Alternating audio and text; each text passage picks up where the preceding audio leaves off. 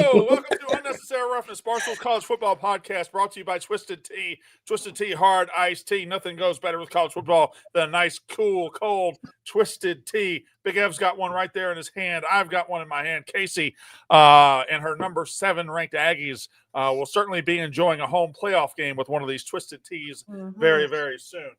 I have to say, I will need copious amounts. Hold on. Tommy, show your outfit. Show your outfit. Tommy? Show your outfit. Just show your outfit. God, he's so grown up. It's crazy. It's a good fit. Hell yeah. Fire. Hell yeah. Real one. Swag. Unbelievable. He's walking around. He's walking around in a Canadian tuxedo at home. What is going on here? I love that. Sugar Sean jacket, no shirt. That's a fit. That man, like, hello, ladies. That man pulled off a fucking fit. But shout out Twisted Tea. I will responsibly need copious amounts if the matchups stay the same right now, because we would be slated to have a home playoff game versus Notre Dame. Yikes. But hey, listen, a lot can happen, but shout out Twisted Tea getting us through. We got a lot to talk about, and we got to squeeze it into about an hour tonight. Listen, the latest college football playoff rankings are out, and I can't make sense of some things here. Some of it I can make sense of. I'll say what I was surprised by, but I can make sense of it. I'll do all that. We got to laugh at Penn State at some point because, my God, one of the more incredible things. We'll laugh about Penn State, I promise you. But right now, T-Bob won't be here tonight. We're going to talk about the college football playoff rankings. Okay, so right now, as it just came out, this I guess is the penultimate one, the second to last one. The last one will be next week. I guess it'll be on Sunday, correct? Yes, Sunday. And listen, got a lot of Lane Kiffin stuff that maybe we can get to in the second half of this hour. Anyway, right now, college football playoff rankings: Ohio State number 1, Indiana number 2, Georgia number 3. No surprises whatsoever.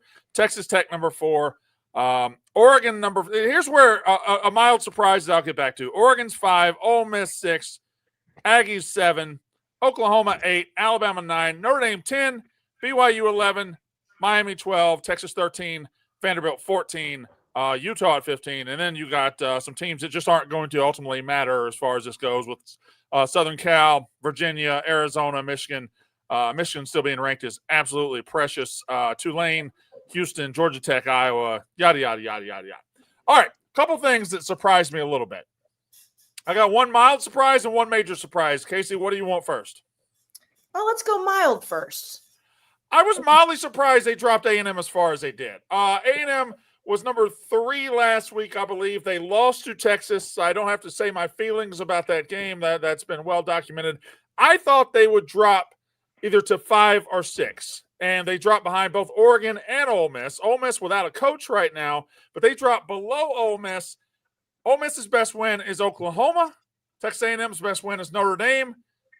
Oregon's best win is USC or Iowa? That's interesting to me. That's very interesting. The Aggies dropped that far. I thought they would stay. I don't know how you put Oregon over Ole Miss and A&M with both of them having a decent win, but that's a mild surprise to me. I guess the thought, depending on what they weigh more, Oregon's only loss is to Indiana, which is the number 2 team in the country. Now, I agree with you. They don't have as good of a win, but who knows what they're weighing in that room. I was surprised too. I thought at worst 6, but Texas being right there, right on the bubble too, it surprised me a little bit, but I guess they're just, if you do the math with 5, 6, and 7, it is whose best loss. Like that's what it looks like to me, where if Indiana has the best loss in quotes, then you have Ole Miss, and then you have A&M. But at the end of the day, I don't think it's necessarily going to matter in the long run, because I think it's going to shake itself out too. And the commissioner or whatever his name is, I never say his name right. He made it very clear to the ESPN guys that just because you don't play this upcoming weekend does not mean that your ranking is set. Like he was very, very adamant about that. Now, I don't know how that's possible, but he was very adamant about that. So I don't think it's going to stay necessarily 5, 6, 7 like that, but it surprised me as well. Yeah, good luck explaining that next week if it does in fact happen. But the major surprise to me happened right outside the top 12. It's Texas at 13 and Vanderbilt at 14. Texas beat Vanderbilt. Texas beat Vanderbilt. Texas beat Vanderbilt. They played a game, and Texas won that game. And obviously the committee is valuing that game, except Notre Dame is 10 and Miami is 12, right around the corner from these two teams. And Vanderbilt and Texas records are not equal. Texas is 9-3, Vanderbilt's 10-2. And yes, Texas played Ohio State, and that is commendable. This narrative that everybody's writing, this fiction they're writing, saying the only reason Texas is 9-3 is because they played Ohio State. Well, they're also only 9-3 because they played 4-8 Florida and got their fucking ass kicked. I have no idea. Big Ev, I'm going to let you have this one. Maybe you can make sense of it. I don't know why 9-3 Texas is ahead of 10-2 Vanderbilt. Well, I mean, I just tweeted it kind of trolling before, but selfishly, it's kind of funny that Ohio State is so good that essentially if you just lose in Columbus, it just doesn't count, apparently. If you just, like, lose to Ohio State. I mean, even Michigan, like, they didn't drop that far. Like, if you just get your brains beat up by Ohio State, apparently they don't mind that. I honestly think Kayce's initial thing is right. Like, it's weird where, like, it seems like they're valuing, like, losses. But at the same time with Texas, that doesn't make sense. Because they got beat pretty thoroughly by Florida. No, I agree with you. It makes no sense that they're holding that win in such high regard, but then Miami's win just doesn't matter. Because Notre Dame, the same thing, where, like, they don't have good wins. Like, listen, if they were 10-2 and they went and knocked off, like, 3 of the top 10, like, sure. Then, you know what, maybe they would have earned that right to jump Miami despite losing them head up. But they've done nothing to make this big leap over Miami. Like, just because their losses are to better teams. Like, I don't understand it. And yeah, Texas 9-3, it makes no sense over Vandy. Like, Vandy's, I mean, they lost to Bama, and I know the score ended up looking like not great, but it was a competitive game throughout.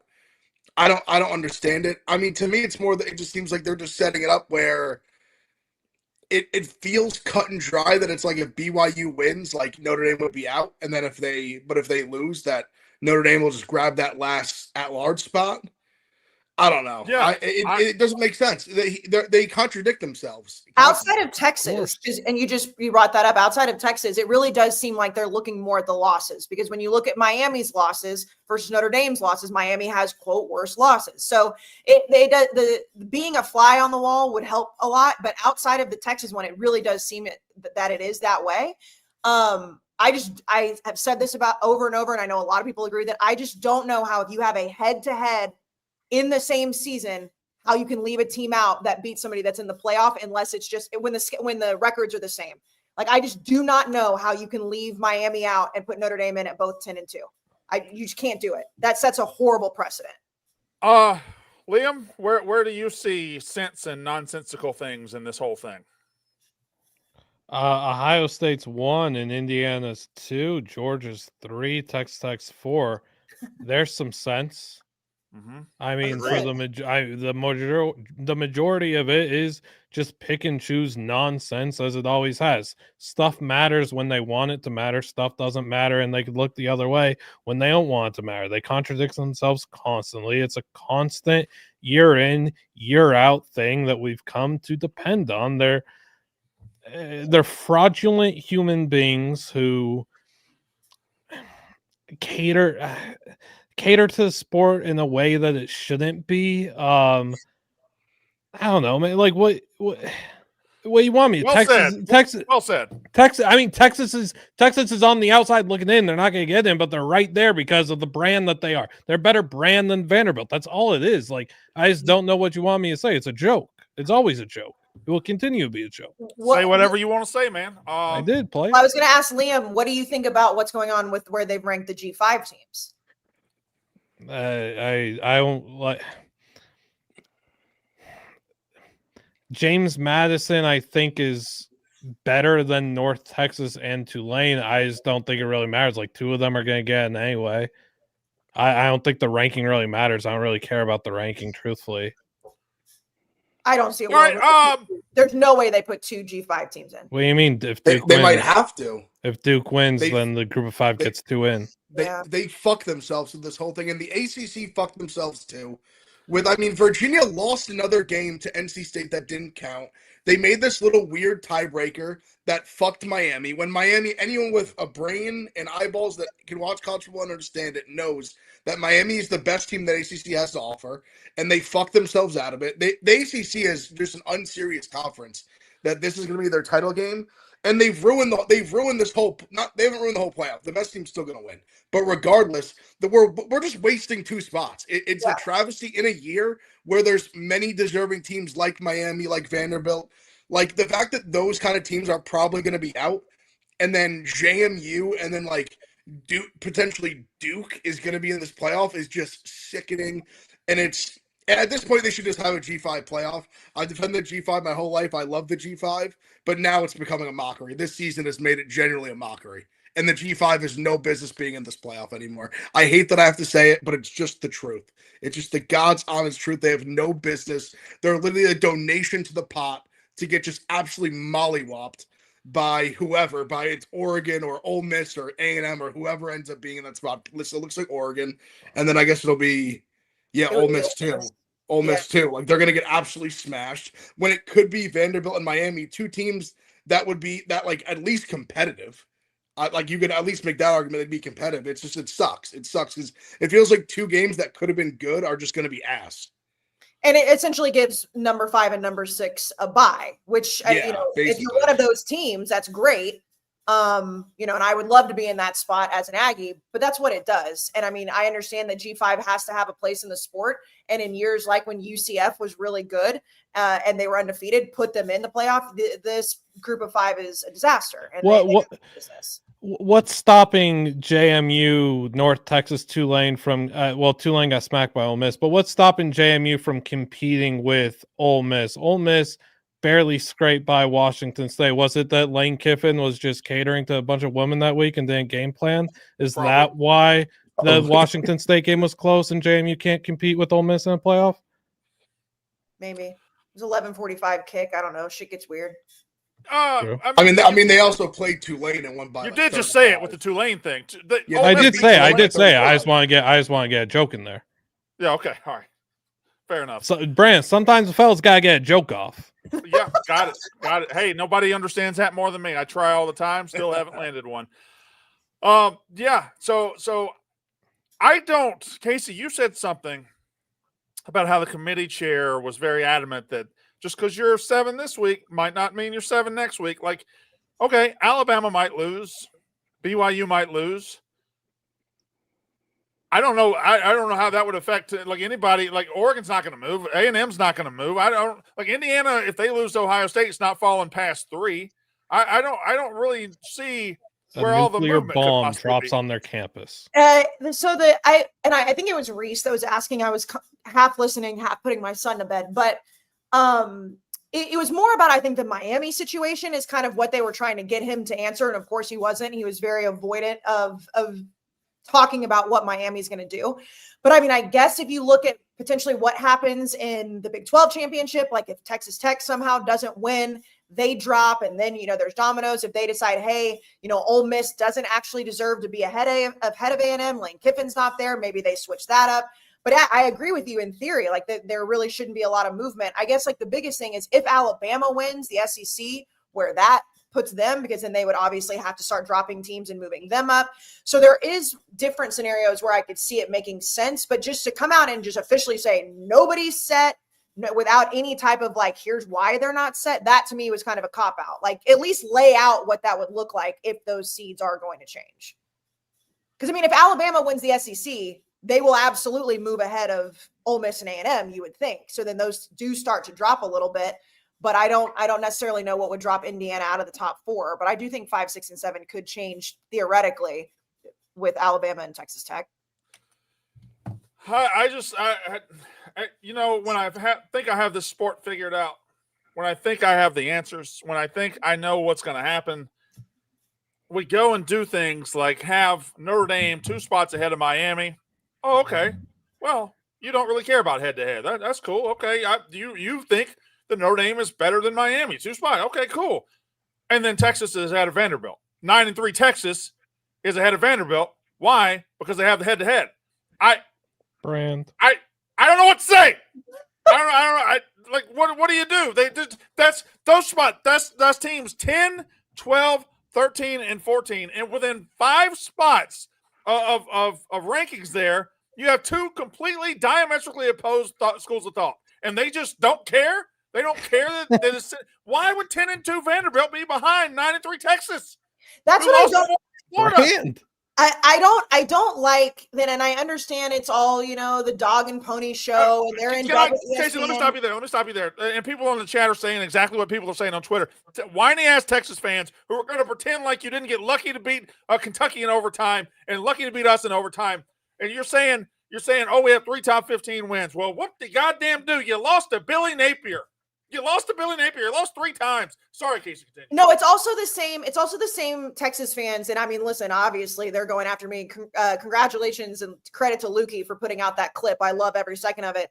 It's also the same Texas fans that were talking shit about Lane doing the same thing last year with Ole Miss. And it's the same exact storyline we had. Lane, don't lose to Florida. Stop crying. You're going to lose to Florida. It's the same exact storyline. So, and I understand Texas fans are like, what are we supposed to do? Not campaign away. Have Sark do whatever you want. You still are the number 1 team going into the year, and you're having to beg for a playoff spot, not because you lost to Ohio State, not because you lost to Georgia, because you lost to Florida and barely beat barely beat Mississippi State and Kentucky. That you have to use your fucking brains here. But the point here is, okay, Texas is ahead of Vanderbilt. Got it. Head to head. I respect that. And move right up the poll. Notre Dame is ahead of Miami. Well, and that's what I was saying before you answered the chat. It's like, obviously the playoff committee's in bed with ESPN and it's the dog and pony show and the whole thing. They should have to answer for that. Like, they should have to sit up. It's not just a 30-minute show where it's just like, well, I don't know. We'll see what happens. Like, give us real answers. Like, if you want us to take this seriously, which I guess at the end of the day, it doesn't really matter because we're going to sit and watch it regardless. But it is kind of just like they should have to answer exactly why things are, because they're not going to do it next Sunday. Like, next Sunday is whatever, like a 2-3 hour show, and it'll be fine. They should have to say exactly what the criteria is. And if they won't, get them the fuck out and get people in that will. That nobody will give correct answers because they really don't have correct answers. It's just nonsensical business that they opt to make up. And 2, if they give you a correct answer, it's that Texas is the better brand and the Ohio State game was just a scrimmage. It's a bunch of stuff that will make them look hideous. And also, I said this on Saturday, and it's in the clip that's making its rounds. You can schedule these non-conference games and win them, by the way. And I'm not just talking about A&M and South Bend. Like, that's obviously a talking point that I'm going to use, but we've seen it happen in the past. Like, you can't just say, well, we scheduled Ohio State, see, and like we scheduled them and we lost. You were the number 1 team or maybe the number 2 team, depending on what poll. Like, stop acting like it was some like charity that you guys did to go play Ohio State, play the reigning national championship. Like, that's crazy to me. Like, that honestly, it's the only thing that's keeping Miami alive. The Notre Dame win. Yeah, like I'm saying, if they didn't have that, they would be like an afterthought in this whole thing. I just don't understand. Like, you're Texas. You're the University of Texas. You were number 1 preseason, and you're trying to make, we went and played the national champs. We should, like, so fucking what? Beat them then. I'm not worried about Texas being ranked ahead of Vandy by itself. You could argue with 3 top 15 wins that Texas should be ahead of Vandy, and I would listen to that. But they're right next door to Notre Dame and Miami, who are that's anyway. It's the precedent. Yeah. And that's the thing. There is no precedent because they're 2 diametrically opposed things right beside each other. Correct. Anyway, it's a joke. Texas thing, I reacted to it like a joke. I know. No, I was saying the whole thing is a joke. Yeah. Agreed. Thank you. Read an ad, then I'll pivot. That's what I was about to do. So, Missouri listeners, make sure you are really listening up to this because the DraftKings Sportsbook is now live in the Show Me State as of December 1st. You've probably seen it all over social media, but the chase for the championship is on. Obviously, this weekend's the conference titles, the playoffs are coming, and everything is on the line. So the DraftKings Sportsbook is the number 1 sportsbook for live betting. From live bets to late season odds boost, go look at the Heisman futures. The DraftKings Sportsbook keeps you in the game from kickoff to the final whistle. If you are in Missouri, you have a different promo right now, so make sure you go check that out. Use our promo code STOOLMO, STOOLMO. But new customers across the country bet just $5, and if your bet wins, you get $200 in bonus bets instantly. But again, if you are in Missouri and you're listening or watching this, make sure you go check it out because we have a great promo in Missouri. Only a few Saturdays are left in the season. Every game, every play, every bet counts. Download the DraftKings Sportsbook app and use code RUFF. That's code RUFF to turn just $5 into $200 in bonus bets if your bet wins, and it's instant. So you can do it live. You could do the next play if you wanted. In partnership with DraftKings, the crown is yours. All right. Well, I mean, we could drive ourselves crazy over this. Ultimately, what rankings came out tonight don't matter. It's just going forward in these conference championship games. You got Bama and Georgia. You got Ohio State and Indiana. In the most meaningless game I've ever seen.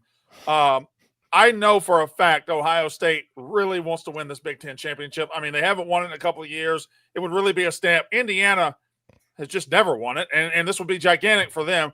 And ultimately, the winner is going to be the 1 seed. The loser is going to be probably the 3 seed, is what I would guess. I think they would fall behind. They fall behind Georgia, I believe. I could see 4 if Indiana got smacked. Well, honestly, the thing that I wanted to bring up with the way the ranking is right now, like, if Bama were to beat Georgia, does the SEC just not get a team with a bye? Because the way Georgia's sitting at 3 right now, what was Bama, 9? Yeah. So I mean, are they gonna, if they win, are they gonna jump all the way to 4? So the way you just laid it out, is it possible if Bama beat Georgia that 5, 6, 7, and 8 could all be SEC teams? Yes, correct. That's what I'm saying. And for ESPN, would love to have a bunch of home playoff games in the SEC. And that's why when you look at Oregon, Ole Miss, and A&M, again, they shouldn't theoretically move, but they absolutely will if Alabama beats Georgia. They have to. Yeah, there's still a lot of balls at play in the air here. Still a lot going on. There's no way they would jump Alabama all the way to 4, would they? That's what I'm saying. That'd be a massive jump. Which be funny because hold on. So they would 3 be Big Ten teams with a bye. So right now they're behind Oregon, Ole Miss, Texas A&M, correct? Yes. So if they win, they now have something like they would have 2 wins over Georgia. They would have a win over number 14 Vanderbilt. I'm just looking at who else they've beaten. They would have it looks like some of their ranked wins are gone now, but they would have a pretty strong resume. All the way to 4. I don't know. And if they moved them to 4, then that, and obviously again, assuming Texas Tech wins, like there are a lot of things that could change here. I think I'm going to refuse to believe the 3rd place Big Ten team would get the bye over the SEC champ. I think I got to refuse to believe. That's why I'm saying I think Alabama would move all the way to 4. Yeah. My only thought is just for the conspiracy theorists out there, they'd love to have the ESPN keep the Big Ten on the shelf for a week, let all the SEC teams play home games, all that. It's a weird thing because I agree with you in principle. Time out. It sounds silly. Time out. Did your little Big Ten pea brain? Did your little Big Ten, I'm sorry, everybody hates us, really come up with the fact that getting 3 teams with a bye would be a slight to the Big Ten? Did that come out? No, I didn't say a slight. I did not say a slight. You did. You acted like it. No, I didn't. I said ESPN would love to just showcase and have all their SEC teams playing on TV in their home stadiums in the South. You're treating it like a slight. There's no world. No, I'm not. There are 3 Big Ten teams in the top 4.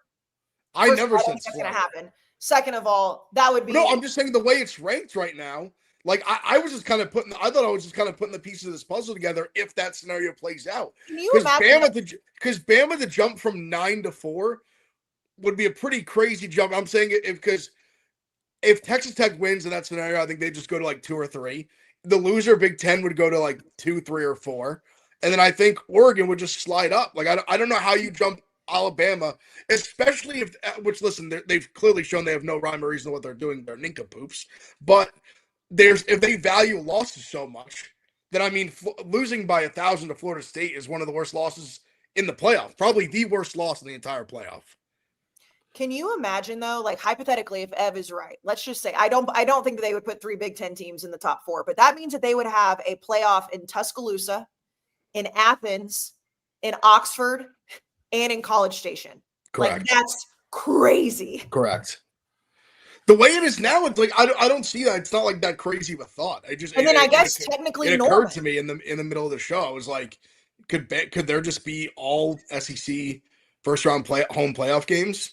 Yeah, wild. And I do think we are ignoring the main story here. Where the fuck is Juice Kiffin? Who is taking care of this dog? Kayce, I have been on this podcast with you for 6 years. And for about 4 of those years, I have made fun of this motherfucking Twitter account on this dog. And I said, they are just doing this for attention. They are just doing this to get likes. They're just doing this to make him seem likable. And you said, no, you can't go after Juice. You hate dogs. You can't do that. It's a dog. It's a little puppy dog. And you said that. You said that to me. And now here we are. Lane got on a plane, and Juice is somewhere locked up in purgatory somewhere, probably begging for scraps in Oxford. No. Lane Kiffin and Ole Miss pulled off the heist of the century by faking Juice Kiffin. This should be the biggest story in America.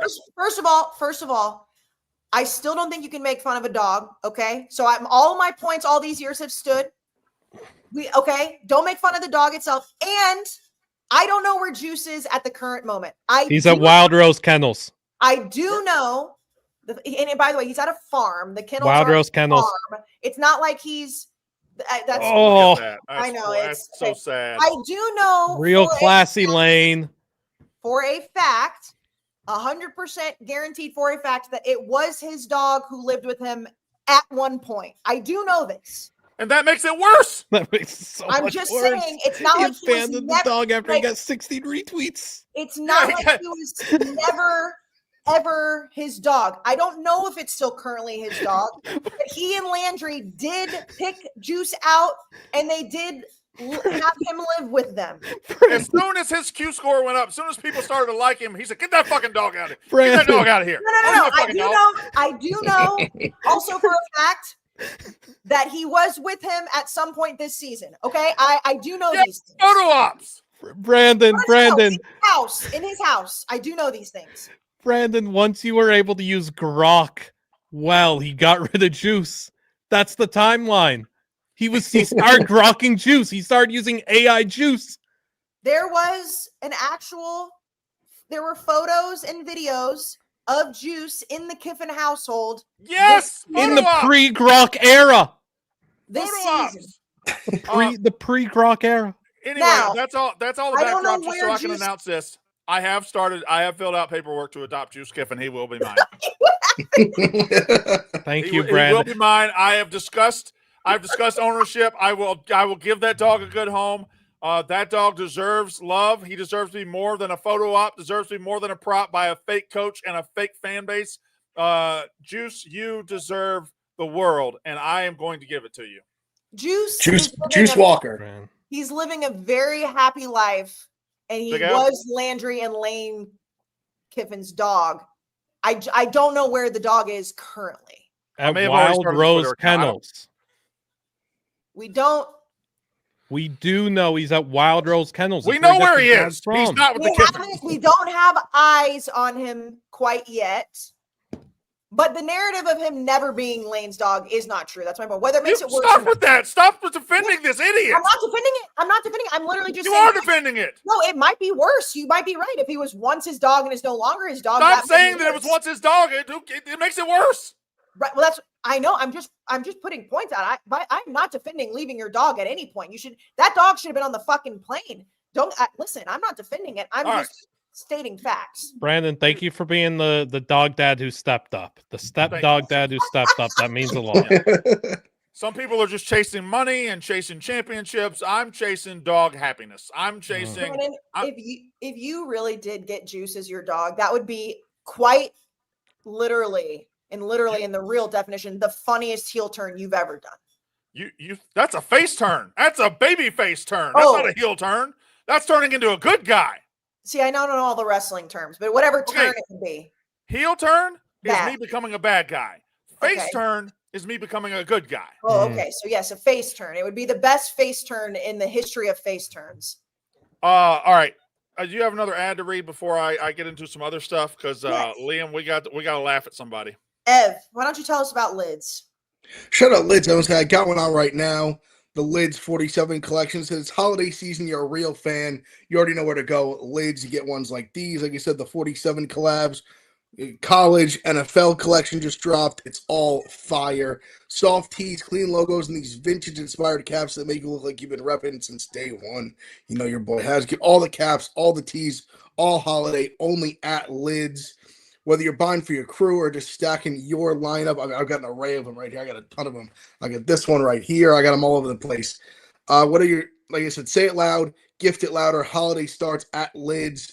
Go hit your local store, grab the latest 47 class. You said you got the NFL, the brand new ones. They are sick. Show your team pride the right way. Like I said, caps, jerseys, all holiday, only at Lids. From exclusive team gear to custom gifts.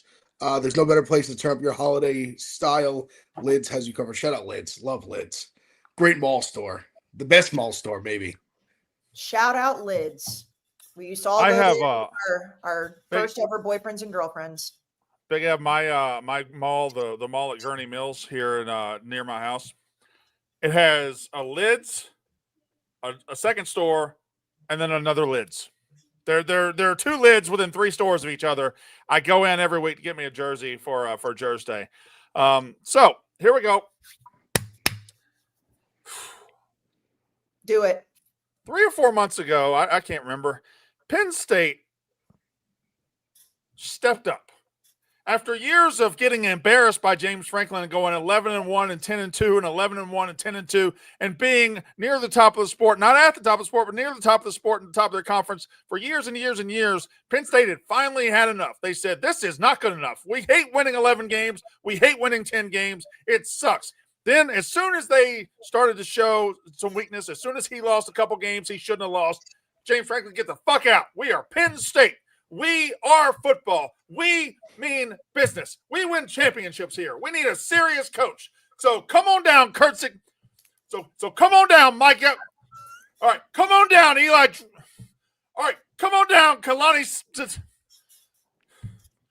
Come on down, somebody. Somebody, please. Somebody out there want to take the Penn State job.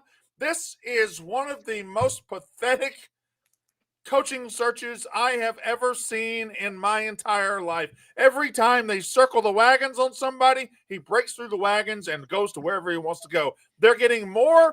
They're getting more raises for people than Kayce's thirst traps. They are absolutely out here getting people paid. I can't believe it. Liam, make sense of it. This is the worst athletic directing job of all time. This is the worst coaching search of all time. Like you said, he's actually a really good AD for everybody else. He's getting so many people paid. It's beyond impressive. At the end of the search, when they finally hire a guy, I want to take up the cumulative amount of money that he got other coaches paid. It's going to be a substantial amount. If an AD misses on like 3 guys in the cycle, it's already pretty it's a bit worrisome. He missed on about 13 targets and counting. How is that possible, Bram Walker? So tomorrow is National Signing Day, one of the 17 national signing days that we have these days because college football just doesn't know what it wants to be anymore. Penn State has lost pretty much every recruit to Virginia Tech. I don't know if this graphic I saw was correct just a second ago. Probably isn't. But it had Penn State ranked 129th in current recruiting between Harvard and Louisiana Monroe. So that's probably not true. But it's not far from true. They've lost every recruit. Signing days tomorrow. They have no leader. They have no plan. They have no nothing. Penn State has made the biggest mess. Big Evan, listen, they're in your conference. That's what I saw. That just can't be right. Connor says this is good. Brandon. He says it's 100%, Brandon. That's legitimate. Brandon, Yeah. it's outdated. No, it's outdated. They've fallen further? They're 138. We'll start at 135. Navy, Missouri State, Montana State, Penn State, right ahead of Akron, ahead of Middle Tennessee State, ahead of Montana, ahead of Oklahoma State. Liam, they fired him in September. It's signing day. What are they doing? Big F, what are they doing? I truly believe this job, it's kind of this perfect storm of disaster in the sense that it's this school that any coach walking into it, you understand that the expectations are through the roof, except for they're not Ohio State. They're not like an LSU Lane Kiffin situation where he goes there and he says, I can win at LSU. I've seen 3 different coaches win in the last 25 years at Penn State. You can't say that. They have all the expectations. They haven't won a title this century. So I think they're walking in there, and I think it's the perfect job to get yourself more money at the current job you have where you're more secure in. Because this school, if they just showed you, if you go 10-2, it's not good enough for them. And the second you slide a little bit below that, you're gone instantly. Like, who would want to go there when instead, like, you can be like you said, a Sataki or like a Brent Key or something like that, where you're good where you're at if you have like a 6-6 season here and there. And then the years that you win 10 games, it's great. I think Penn State is just the perfect shitstorm of crazy high expectations that are just delusional. It's just, you're gonna walk in there, and if you don't win immediately, like, they're gonna be like, "What?" You're just gonna get compared to Franklin, and the school's become a meme now. They become a meme of just falling short. They're like the face of falling short in college football. By the way, shots fired here at Oklahoma State. We're making fun of Penn State, and look at the Cowboys just hanging out down there at 142. Oh man! So as much as I, like to talk shit about James Franklin when all the things were happening, and it was one of my talking points going into the season, and blah blah blah, all that. As soon as they fired him, I said it. A lot of people said it. You better have somebody that can at least sustain that success ready to go, because if you don't, it is going to be one of the worst decisions you can possibly make, because even though he couldn't get over the hump, even though he couldn't win the big one, even though that they did completely start to fall off after they lost to Oregon this year, he was still winning 10 games. He was in the Final Four of the playoff last year. And I want to erase my own brain and be like, hey, James Franklin wasn't so bad at Penn State. How are you Penn State and you don't have a coach? How? And everyone else in the country is going out and getting the guys that they want, or at least like their second or third option. And it's December 2nd, and you don't know who's your coach, and you are the first major program to fire your coach. That's laughable. On the surface, I am okay with the decision to fire James Franklin because it is decisive. It is a statement. We are Penn State. We're not putting up with this shit. And everything that followed after that was the opposite of that. Everything that followed off that was the opposite of a statement, the opposite of we are Penn State. It was, please come coach here. Oh, you're going to stay for more money? Okay, sorry to bother you. Have fun in Nebraska. What? Go get somebody. Go put your dick on the table and get somebody. You try to go get BYU, which I don't know if Sataki was going to fit at Penn State. They're just throwing they're throwing everything at the wall now. See, Sataki, at least they did, money wise, they threw their dick on the table. They quadrupled the guy's salary basically. Yeah, they tried. I think you also need to know. You also need to know when you throw that money out there, you need to be dealing with a school that ain't going to be able to match you like they ain't shit to it. Yeah, the memes that came out of this between Penn State and BYU were incredible. They tried to take a Mormon man out of Provo. That's tougher than dealing with the devil, Brandon. Yeah. Also, and it's old shit, but it's not like Penn State's got a squeaky Mormon clean reputation. So no. But they were swinging. They definitely were. They were banking on. After whiffing on so many people, they were banking on an Iron Bowl disaster. That's what they were banking on. Never came to fruition. Lincoln Riley's agent withdrew his name on Sunday. That never comes to fruition. Kalani Sitake was in talks since November 17th-ish. You cannot never come to fruition. If ifs and buts were candy and nuts. Correct. You cannot be Penn State and swing your dick around pretending like you're one of the biggest brands in the country and go through what they're going through right now. You just can't be. You are a laughing stock of college football. If you're look at Penn State, you can win a national title at Penn State. We're one of the blue bloods, all these things, and you still can't land a coach. It has set them back so far in these conversations. It's hilarious. Well, let's just be honest here. A bunch of jobs have come open and handled their business. Michigan State comes open. They go out and get a Pat Fitzgerald who should not have been on the unemployment line. He got railroaded at Northwestern. Michigan State fires their coach. Bang, goes out and gets their guy. They have a plan. Kentucky fires Mark Stoops. Yep. Offensive coordinator from Oregon, Will Stein. Bang, they got a plan. You can't tell me the ADs at Kentucky and Michigan State are better than what they can put together at Penn State. It's just been a botched thing from the very start, and it's an embarrassment to who and what Penn State believes that they are. Wait a second. Guys, enter the room dick first. Blue Chew isn't just a tablet, it's a cheat code for your crotch. Stronger, harder, longer lasting, like someone gave your downstairs a pep talk and a gym membership. I'm talking longer lasting erections. Blue Chew is the original brand offering chewable tablets for better sex. This ain't a supplement, it's an erection resurrection. Guys, this isn't just about performance, it's about legacy. Third legacy. Give her group chat something to talk about. Do y'all's group chats really talk about it? Oh, yeah. Well, give her group chat something to talk about. You know, only with the trusted board of directors, not just random. I don't know about, but the board of directors, yes. You know, when you lay it down, they're talking about how it gets up. Nothing makes you more of a legend than a little Blue Chew. Discover your options at BlueChew.com. We got a special deal for our listeners. As always, get your first month of Blue Chew free. Just use promo code ROUGHNESS. That's a good promo code for Blue Chew. Now check out and pay $5 for shipping. That is it. Join Blue Chew's mission to upgrade humanity one thrust at a time. Head to BlueChew.com for details and safety info. Big thanks to Blue Chew for sponsoring this podcast. Boy, oh boy. I don't know where we go from here. Let's just do chat. We can do chat. We got about 10, 12 minutes left. If you want to weigh in and say something that tickles my fancy that I think is worth talking about, I'll talk about it. Blutman, you have your mouth pursed to talk. Yeah. If do you get so desperate that you call Brian Kelly? Oh, wow. You know, ironically, they're getting there. I don't think he'd be a terrible fit there. No. I mean, how have they not done this? He didn't fit Baton Rouge. He never should have gone there. It was a mistake to leave Notre Dame.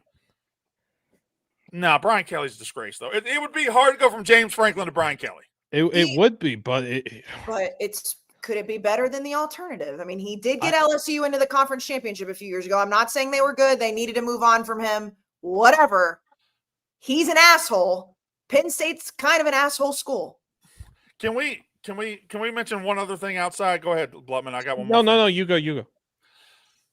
We live in a world where Vanderbilt just flipped the number one quarterback prospect in the country. Yes. What? Yes. Okay. Jared Curtis was committed to Georgia. He flipped his commitment to Vanderbilt. That's the world we live in. And it's pretty awesome. It's pretty awesome to see a guy not just programming himself to go to Alabama or Georgia or Ohio State every single year. So I kind of like it. Yeah. And this is also why I think when we talk about coaches going to jobs where it's like you can or can't win a national title, that is one of those things that is going to be a thought of the past. And I was it Joel Klatt you guys had on Wake Up Barstool that kind of said the same thing. It's like it used to be where you had to go to a big brand name to win a national title. But in the era of the NIL and the transfer portal, this is why I do think that's necessarily not true. I do think that Lane could have potentially won a title at Ole Miss. I do think that Curt Cignetti could win, but why not though? If we're seeing who doesn't believe that he could win a title at Ole Miss? Him. Okay, but he's okay. Then Curt Cignetti at Indiana. Then let's look at him instead. Because it used to be you had to go to these big brand schools to be able to win. Now you're seeing quarterbacks not go to the brands that won multiple national titles in this last couple decades to go to Vanderbilt because he believes in that team. So whatever is going on at these different schools, if you get a right coach and a right fit, I do think that you can build up. It'll take a little bit longer, but once you get boosters to buy in and you say, hey, we're going to get the top talent, why can't these guys win at these other schools? Well, that and listen, I don't know if you saw, but like this guy, if the picture I saw is correct, he's got a full left arm sleeve tattoo. He got a full sleeve tattoo. Like he pretty obviously wants to just pick up where Diego Pavia left off and be Diego Pavia, and that's probably the best advertisement Vanderbilt football could have. What is that fucking face? What? You were like, you did that. Like this? Grimacing. I was reading the chat. Oh, okay. Well, you grimaced. It's blurry on the TV. He was grimacing. Before we get into the chat, you know what, Brandon? We all like to lay our heads down at night. We like to lay them down on our Bowl and Branch sheets. Okay. I know it's been snowing a ton in Chicago. I honestly cannot wait to get to Chicago tomorrow because I love the snow, but it's getting really cold outside and you want those sheets that's going to keep you nice and warm. And we've been talking about Bowl and Branch for a long time. They are the official sheets of Unnecessary Roughness, which is amazing. It is also the holiday season. It is the best sale all year, and it's 25% off site-wide, everything, not just the sheets. They've got comfortable robes. They've got pajamas. They've got crib sheets for your little prince and princesses to sleep on. They've got everything, and I love the pajamas. They've got the most comfortable pajamas on the planet. Everything at Bowl and Branch right now, from bed. Ev, you remember those blankets they sent us last year? Those blankets were, oh, you got it right there. The softest, most comfortable blankets. And it's 100% organic cotton, and they get softer with every single wash. That's when you know it's good. And I know sheets, fellas. Bowl and Branch, give yourself and your loved ones the most extraordinary feeling with 20% off site-wide, plus free shipping and extended return. So for whatever reason you don't like them, you can send them back. Shop now at bowlandbranch.com/rough. That's BOLLAND branch.com/rough. Again, 25% off through the holiday season. Exclusions do apply, but check it all out. It's a great gift for everybody. But I'm telling you guys, if you're listening, go get your queen, go get your lady, go get your mom, whoever it is, one of the robes or the blankets. It's a home run of a hit, the Kayce Smith guarantee. Ole Miss got some good news today that Charlie Weis will return and coach them in the playoffs. Their play caller will come back to coach them in the playoffs. So why not just let Lane Kiffin coach your team in the playoffs? Why did they absolutely throw a stink and say, no, absolutely not. You cannot come in our building if you're not our coach. But Charlie Weis is going to go be the offensive coordinator at LSU next year, and you're letting him back in the building to be around your players. You know what it is, Brennan? You know what it is? It's the toxic ex that you wanna say, go fuck yourself to the ex, but like you have the friends around and you don't necessarily want to cut the friends off, but like you're not going to make the friend completely make a decision. That's what it feels like to me. Where it's like, yes, like you're going to follow the toxic ex, but it's not really your fault that it became this toxic. So you can come back and coach. Just don't bring the ex with you. That's what it feels like to me. All right, chat. Give me something. Give me something to talk about. Or could it be they think they have the best chance to win with him? That's probably it. It means they just wanted to. Why is it Dan Mullen getting tied to any of these jobs? Because he is already. Dan Mullen is waiting for the Mississippi State job to make his glorious return. So when Jeff Lebby wins 10 games next year and goes to wherever he wants to go, Dan Mullen comes back. Or if Jeff Lebby gets fired, which is far less likely scenario, Dan Mullen returns to take his rightful seat at the throne of Mississippi State. I got Mullen. Don't worry about it. Mullen's happy. Mullen's fine. Did he answer your DM? Whether he answered it or not, time will tell. Time will tell. Well, I'm just saying. I wonder, did he leave you on red, or did he pick up his phone and type a message into the box that said reply? No, but Did he, in a sense, give me a reply simply by receiving the message? Yes. So it says seen. Did he actually did he physically type out a message saying, Brandon, I appreciate you. I can't wait to get back to Starkville and start building this thing again with you in case Jeff Lebby doesn't win 11 games and go to the playoff next year? That's what he said in his spirit, and I felt it. Hey, listen, as long as you felt it. Also, while we're recording, Lane Kiffin's just getting dunked on by all his Ole Miss players right now, which is really fun. Everybody at Ole Miss is full of shit. The second they lose in the playoff, every single one of those players is going to enter the transfer portal and go beg him for a spot at LSU. What's happening as we speak, Liam? Just go to his note tweet where he said, like, I'm going to LSU, blah, blah, and just read the quote tweets of all these players. Can we also laugh at the fact that like all of his hot yoga people are coming out now? That's funny. No, I'm sick of these Ole Miss people coming out now with all the DMs and he was terrible. He was terrible at hot yoga. He didn't like our playlist. Shut the fuck up. Oh no. I agree. I think it's very weak and it's petty and it's all that, but it's just like this sport is so stupid.